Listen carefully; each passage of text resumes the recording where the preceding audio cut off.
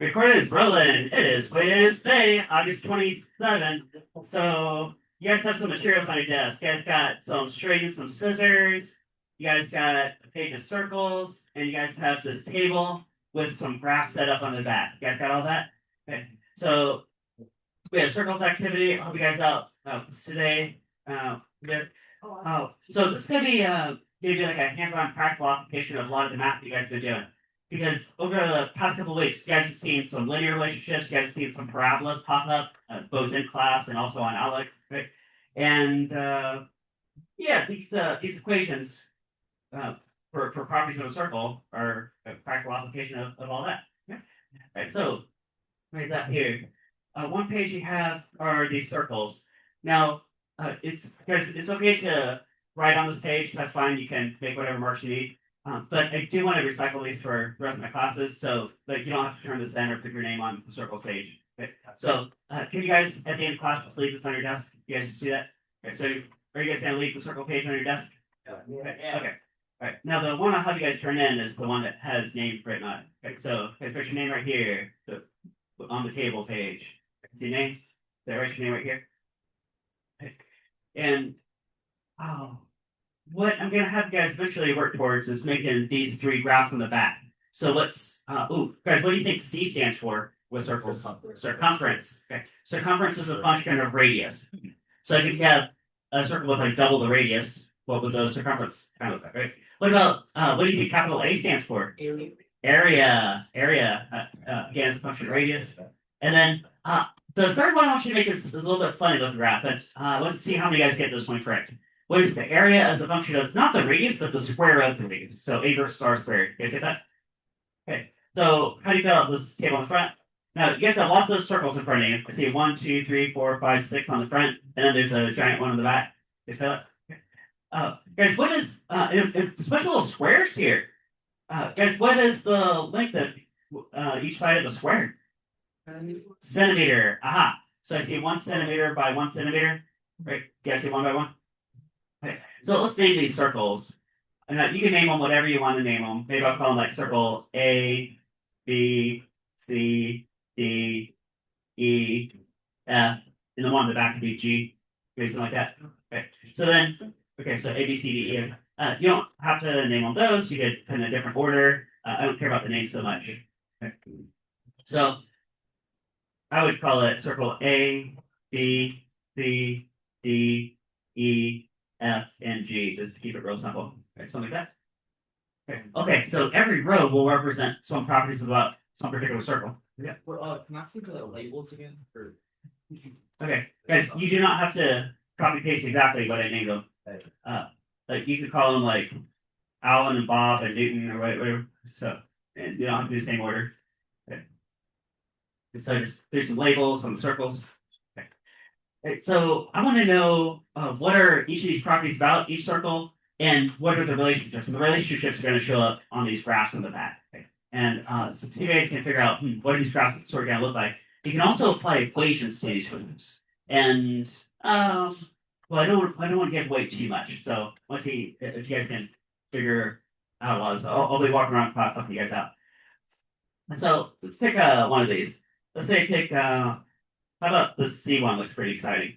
Okay. So what is the radius of my circle C?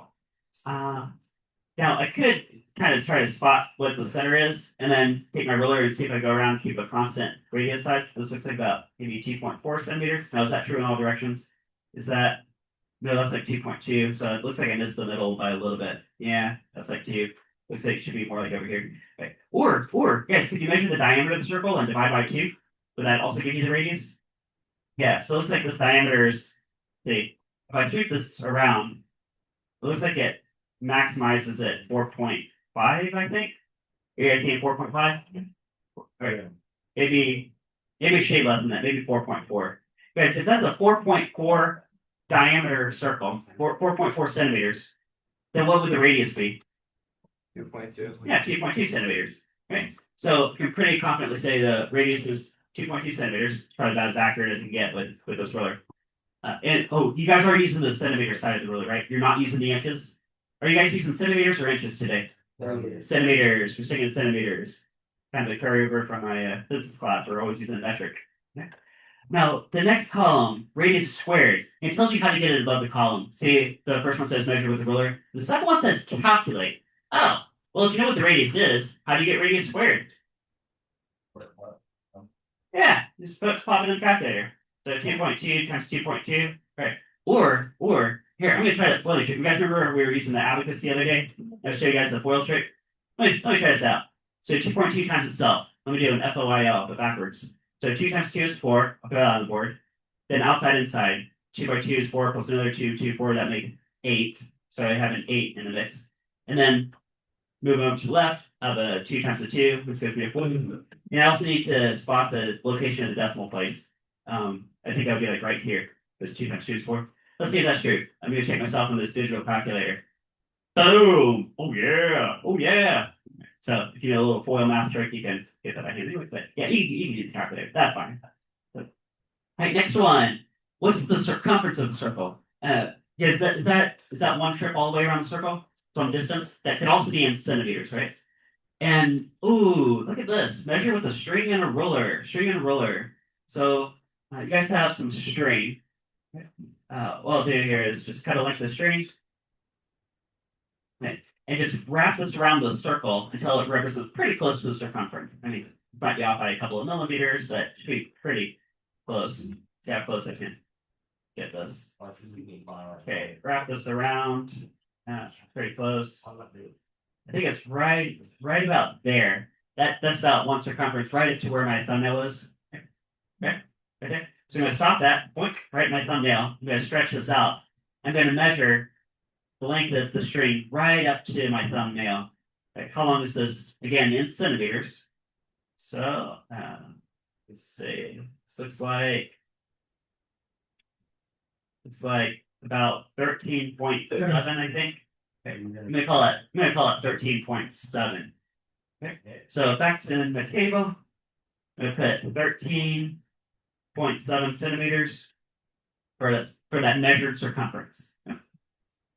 Okay. And the last column says, what is the area of that square? That's to say, if I took out some paint and I started painting, how much paint would it take to cover that particular circle? And you can count the tiles. So, and that's exactly what it says to do. Here it says count the number of squares. And ooh, guys, the unit would be square centimeters. That's what centimeter being squared is, right? So every one of these tiles. I mean, this is definitely a full tile. So you got 1, 2, 3, 4, 5, 6, 7. Okay, there's 8. Now the rest of these, well, it's like partial squares. So I'm up to 8, right? This looks like a little over half. This is a little under half. So that could roughly be 9. You know what? This is almost 10 by itself, so let's call it 10. Maybe this plus this could be about 11. This and this could be about 12. Looks like this and this is 13. This and this is 14. And there's some left over, so 14, maybe 14 and change. Okay. I'll round it to maybe 14.5. How accurate is that? It's going to be good enough for this activity today. Okay. So if you got somewhere there like 14, 14.5-ish. Okay. Right. Okay, so one circle down. One circle down. Right, now that's the model circle. If you want to steal my numbers just for that one, that's okay. Okay. Can you guys do that for the other circles? Okay. Okay. And then when you get to the table, the graphs on the back. Okay. See when it says circumference versus radius. Do you think you want to pick the big circle as we get the circumference of this one, and you can scale this accordingly? Like whatever the largest circumference is, I can put up here, and I could just scale this accordingly. Like if the largest circumference was 100 centimeters, then couldn't I scale this like 20, 40, 60, 80, 100? I'd scale it up, right? Like linearly. And guys, what are all the graphs going to start at in this class? They should all start at what point? 0, 0? Yeah. Okay. So guys, these are all going to start at 0, 0 down here. 0, 0. Okay. That's true for C versus R. That's true for A versus R, 0, 0. That's true for A versus R squared, 0, 0. Okay. And if you get the largest value from every single one of these, then you'll know like how much space you need to take up, and then how to scale your graphs from there. Right. And what do you think? Okay, so you can plot some points. So here, help you guys out a bit. Let me see what is this biggest circle? This is biggest circle here. So this thing. Bro, shut up. It's algebra 2. Biggest one right here. Right. At least I'll get a rough idea. I mean, that's okay. That's not perfect, but that should give me an idea, right? How big is the circle? Right. Let's see. How long is this from here to here? Here. Ooh. You know what? I could use a ruler, but I'm gonna use a meter stick because it's longer than a ruler. So I'm looking at it's about 60-ish centimeters. About it's pretty close to 60 centimeters long. 60 centimeter long. Right. So what that means then is I can go to this first graph. I know it scales up to 60. So let's see what they do 10, 20, 30, 40, 50. Oh, yeah, that'll work right there. Let's go 0, 10, 20, 30, 40, 50, 60. Right. That'll contain all my circles within that vertical axis. Right. And what's the corresponding radius of this big old circle? I'll do the same technique I did before. I'll get the diameter and just divide by 2. So let's see, where does this maximize out? Looks about okay. I think it about 18.6 about maximizes 18.6, and half that's 9.3. Okay, so I know the radius, the biggest radius could be 9.3 centimeters. Oh, I can just call it 10. Let's go 2, 4, 6, 8, 10. See how I scale those axes? See how I scale those axes? Right. Okay. And well, I know, let's see, 9.3 centimeters corresponds to about 60 centimeters radius. Okay. So that's for the biggest circle right there. Okay. And I also have this one that I measured a couple minutes ago. So with a radius of 2.2 centimeters, that's a circumference of 13.7 centimeters. So 2.2, 13.7. So 2.2, 13.7, that's right. Bam, right there. Right. So now I got 2 points on, well, that graph. Right. Can you guys do all the circles to get all the points on this graph? Right. And guys, what shape do you think this graph is going to look like? And what shape do you think this graph is going to look like? And what shape do you think this graph is going to look like?